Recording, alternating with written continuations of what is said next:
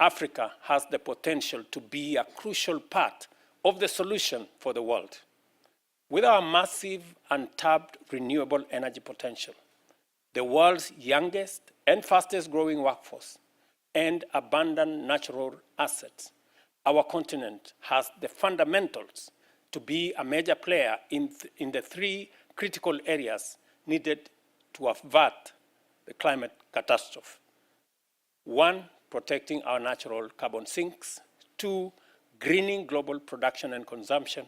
And 3, removing carbon from our air. We know that the world's industrialized nations and fast-growing emerging economies will not achieve net zero goals within the timelines scientists deem necessary.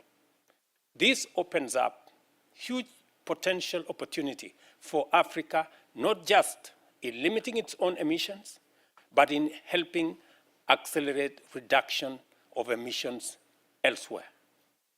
This will not only help the world decarbonize, but it will also enable Africa thrive and grow. Growth, development, and living within planetary boundaries do not need to be at odds. A large young population that sees their livelihoods eroded and has no future prospects is a very destabilizing factor, both at home and abroad, driving migration and causing instability. Climate change is a global problem that cannot be solved in isolation. As pioneers of efficient market solutions, we all understand that compartmentalization leads to sub-optimization. Failing to recognize and build on areas where partners and friends can be more efficient and effective together drives up costs and slows down transition and even undermines innovation. Our countries need transformational investment to build climate resilience, transform our economies, and respond to crisis. The world urgently needs to mobilize larger amounts of resources to facilitate green transition and tackle climate crisis. While I firmly believe in global collaboration, we must also recognize the necessity of long-term strategic partnerships. Supply chain disruptions during the COVID-19 pandemic have highlighted the importance of resilience. Growing global insecurity demands of us to recognize the power of meaningful collaboration and agency. I am delighted to discuss the potential that Kenya, and by extension Africa as a whole, offer, along with our ambitious resolutions to accelerate progress. The existential threat of climate change to humanity, and indeed to all life on Earth, and I speak this authoritatively as a scientist myself, is now very well established. In 2023, for example, we broke many records we do not wish to, nor can we afford to break again. The hottest year on record was 2023. The wettest in some regions, the driest in others. The first 4 months of this year have also registered record warmth, with each month being the hottest on record. Climate change is central to our development challenges. Kenya, as you've heard from my sister Samantha, is currently experiencing one of the worst floods on record, following years of devastating drought. And as these events become increasingly uninsurable, they undermine people's livelihoods and, of course, financial security. Climate change impacts have affected the lives and livelihoods of hundreds of thousands of people, occasioning losses in GDP of anywhere between 5 and 15% annually in our continent.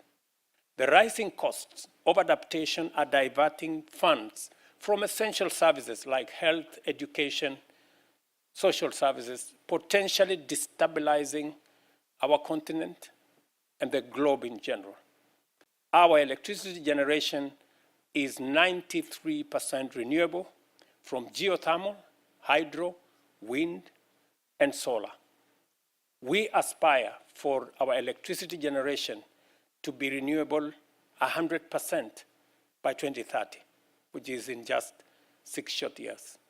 More importantly, we aim to expand our grid and electricity generation to power green growth to 100 gigawatts by 2040 to support a middle-income country with a green industrial and manufacturing backbone.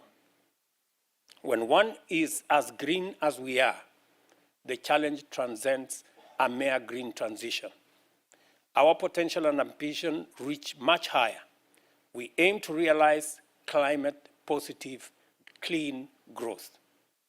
Opportunities abound, from primary processing and smelting of minerals to electric mobility, clean cooking transformations, green data centers, and regenerative agriculture. You may have noticed yesterday there was an announcement of investment of $1 billion by Microsoft, G42, EcoCloud of Kenya, to build a regional data center in Kenya. That speaks to some of the opportunities green energy and green industrialization can bring about. Putting action and climate action at the core of what we do. Secondly, we committed to turning plans into action, turning potential at Capitol Hill. Today, I had a conversation at White House because it is immensely important for us to be able to drive green growth using concessionary resources and avoiding countries sinking into debt. Despite its stellar track record on efficiency and effectiveness, the IDA faces an uphill battle in replenishment. Last month, I hosted an IDA summit in Nairobi, where over 19 heads of state from Africa and many that are available, such as green fertilizer and biofuel production. Also joining us are green cooking innovators, local experts of indirect air capture and carbon storage, creators of green industrial parks, and leaders in finance and investment, as well as innovators in nature conservation and restoration. I could go on with many from various sectors, including industrialists, investors, and philanthropists, among others who understand and support the complex transformation that is underway. Today's announcements, which confirm, renew, and expand the 60-year-old Kenya-US partnership, mark significant progress in our journey towards a safe, livable planet. I hope these developments represent just a part of the outcomes of this trip and our partnership. There are numerous opportunities for fruitful collaboration that everyone present here can and should help shape. I believe the discussion to be held here today in the rest of the program will outline new ideas and recommendations to support our green industrialization and resilient supply chains agenda. Kenya is committed to enabling, supporting, and driving climate-positive growth. This path is not only crucial for humanity's survival and Africa's advancement to middle-income status, but it is also filled with challenges that require our complete focus, partnership, and collaboration. It is an incredibly exciting and inspiring journey. When we harness our collective ingenuity and work together to solve the world's greatest challenges, there is nothing, and I say nothing, we cannot achieve for our children and for future generations. I thank you.